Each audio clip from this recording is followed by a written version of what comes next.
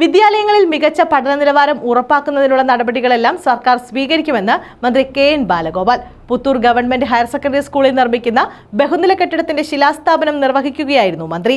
കിഫ്ബിയിലൂടെ 3.90 കോടി രൂപ വിനിയോഗിച്ചാണ് കെട്ടിടം നിർമ്മിക്കുന്നത്. മികച്ച അടിസ്ഥാന സൗകര്യങ്ങളും പഠനോപകരണങ്ങളും ഉറപ്പാക്കുന്നതിനും കുട്ടികളുടെ ശാരീരികവും മാനസികവുമായ വികാസത്തിനും ഉതകുന്ന പ്രവർത്തനങ്ങൾക്ക് മുന്തിയ പരിഗണന നൽകുമെന്ന് മന്ത്രി കെ.എൻ. ബാലഗോപാൽ പറഞ്ഞു. വർണ്ണക്കൂടാരം അവിടെ പോയി കണ്ടപ്പോൾ ഇവരൊക്കെ ഈ LKG UKG അല്ലെങ്കിൽ പ്രീ പ്രൈമറി ലെവൽ കഴിഞ്ഞ കുട്ടികളാണ്. ഇവർക്ക് തന്നെ അതിൽ കയറാൻ പറ്റിയില്ലല്ലോ എന്നൊരു വിഷമം തോന്നുന്നുണ്ടാവും. അത്ര മനോഹരമായ ഒരു വർണ്ണക്കൂടാരമാണ് കൊച്ചുകുട്ടികൾക്ക് വേണ്ടിയിട്ട് ഇവിടെ തയ്യാറാക്കിയിട്ടുള്ളത്. അതിന് മുടക്കിയ തുക നല്ലൊരു തുക മുടക്കിയിട്ടുണ്ട്. പക്ഷെ ആ തുകയേക്കാളും എത്രയോ അധികമാണ് അവിടെ നിൽക്കുമ്പോഴുള്ള സന്തോഷം എന്നുള്ളത് എടുത്തു പറയേണ്ട ഒരു കാര്യമാണ്. പുതിയ കാലത്തെ സാധ്യതകളും വെല്ലുവിളികളും കണക്കിലെടുത്തുകൊണ്ടുള്ള വിദ്യാഭ്യാസം നൽകുന്നതിനുള്ള നടപടികളാണ് സ്വീകരിക്കുന്നത്.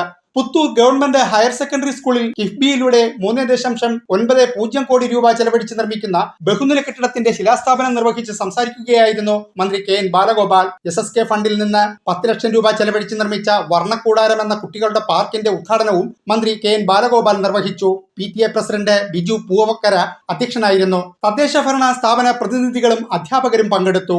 News bureau, Kottarakkara.